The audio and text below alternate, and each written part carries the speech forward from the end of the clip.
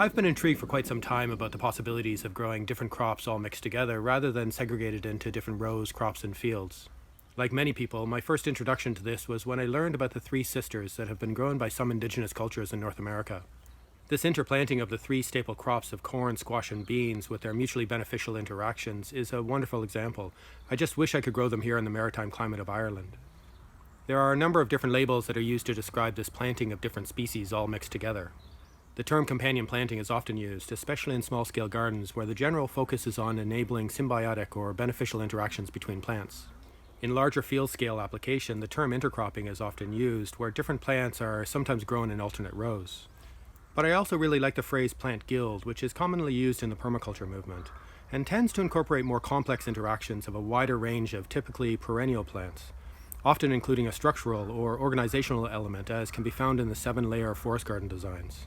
The possible benefits of all these variations of mixing crops together can include reduced susceptibility of pests, better use of fertility, suppression of weeds, better soil development, and improved biodiversity.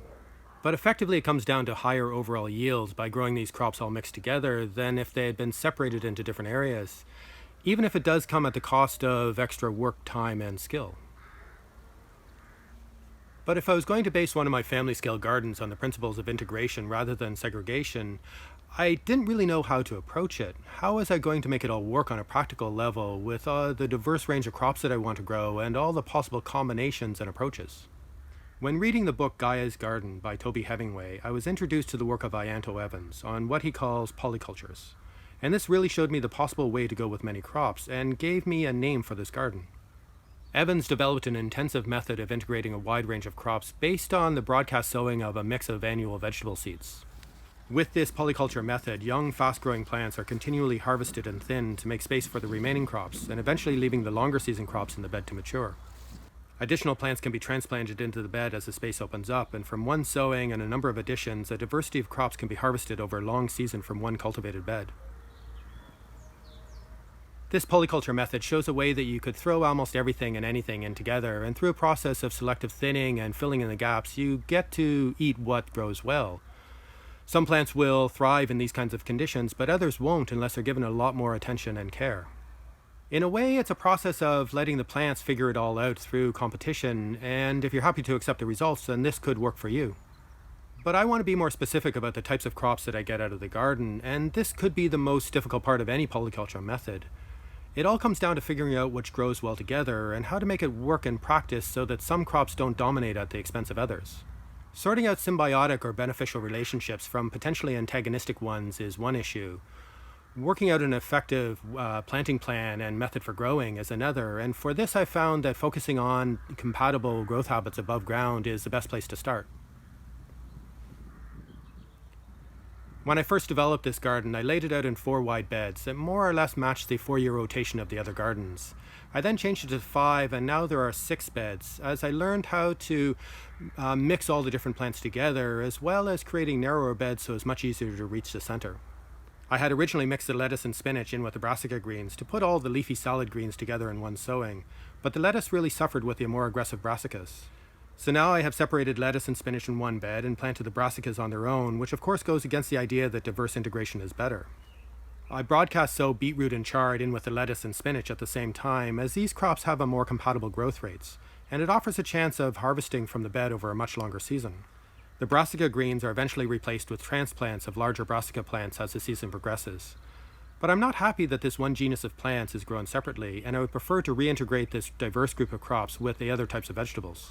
Another bed is dedicated to garlic, onions, carrots, and parsnips, which seem to do really well together, even though I've given up on the idea that the alliums will effectively deter the carrot fly. I originally had runner beans, peas, squash, courgettes, or zucchini all mixed together in one bed, but I found this to be too much, and I've now combined runner beans and squash in one bed and the peas and courgettes or zucchini in a second bed. The 6th bed is for potatoes and broad or fava beans, which apparently make great companions, but I'm still working on how best to grow these together. There is, of course, the issue of how to fit all these beds in together so that one can easily follow the other as a season rotates from one season to the next. No doubt all of this will continue to evolve over time, and in hindsight I've gone through a process of segregation into simpler mixes, for the most part so that I could get a better handle on things, but hopefully over time I will develop more complex mixes that work well in this context. A critical issue with all of these beds is plant spacing or density. This can be hard enough with plants growing in separate rows or beds, but when you're growing a big mix of plants in together, this can be much more difficult, and I really only have my intuition to start from. In the beds where specific numbers of plants are grown, such as with the potatoes and broad or fava beans, this is easier as I can rely on a steady process of trial and error. But figuring out spacing is more complex with beds that are broadcast sown, as it is difficult to thin to the right number of plants for each crop.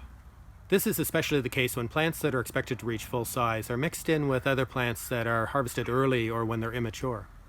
While it is easy to get a lot of greens in the early part of the season from broadcast sowing, later crops have really struggled. A lot of it seems to come down to being more aggressive with thinning early in the season and prioritizing the slower growing crops. I have also learned that it is best to divide some beds into sections that are broadcast sown 2 or 3 weeks apart. This succession sowing makes it easier to adequately thin small areas of the bed at a time. It spreads out the work of weeding and it staggers seed harvests over a longer season. The other family-scale gardens in this project are largely based on the experiences of other growers, which tend to be well-formed and articulated even if they do need to be adapted to this context.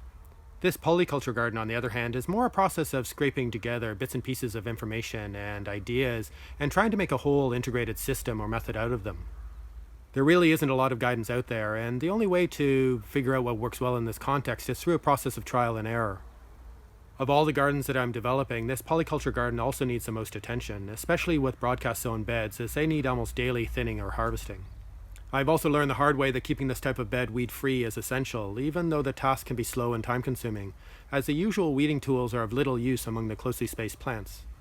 Providing enough fertility is something I need to improve, and I may need to rely more on liquid feeding, at least until I develop the soil fertility enough.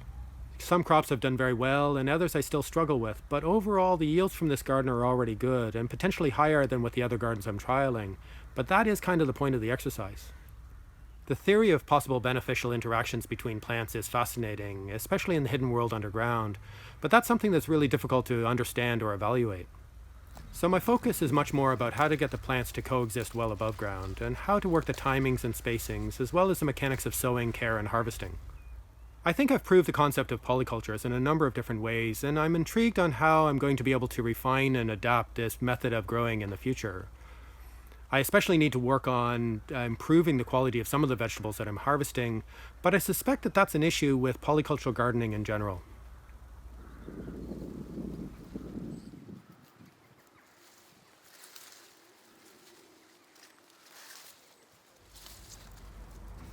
There are lots of videos that I want to make this season about the details of this polyculture garden, and there's more videos I want to make about the other 6 family scale gardens and the larger black plot that make up this Red Gardens project.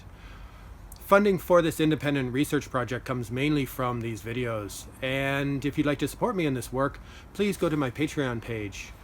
Any contributions will be greatly appreciated and will help me to make more videos like this one. As usual, please like, subscribe, and share, but most importantly, thanks for watching.